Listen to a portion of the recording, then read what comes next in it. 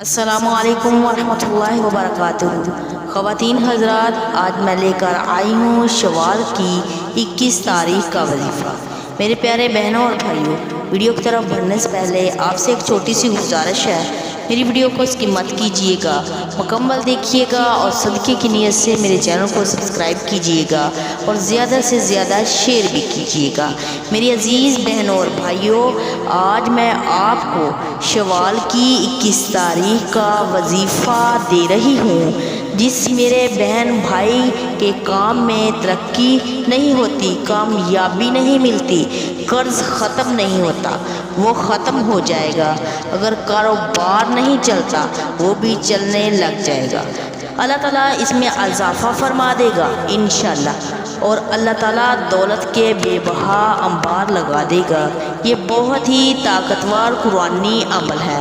اگر آپ شوال کی 21 تاریخ کو اس وظیفے کو کرتے ہیں، انشاءاللہ اللہ پورا سال آپ کے گھر میں رزق کی برکت ڈال دے گا۔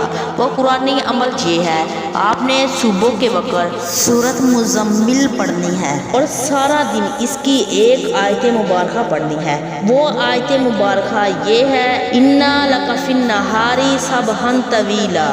اس آیت کے معنی اصل میں یہ ہے، مولا دن بڑے لمبے ہو گئے ہیں، کٹنے کو نہیں آتے، تپش نہیں ہٹتی غریبی کی، مولا دھوپ بڑی لمبی ہے، دن بڑے لمبے ہو گئے ہیں، اور اس کے بعد شام کو اس سورت کو پورا کریں اور اس کے بعد درود پاک پڑھیں اور سو جائیں۔ انشاءاللہ اللہ تعالیٰ بہتری والا معاملہ پیدا فرما دے گا۔ جس مقصد کے لیے بھی اس کو کیا جائے گا، وہی مقصد پورا ہو جائے گا۔ جزاک اللہ خیرہ۔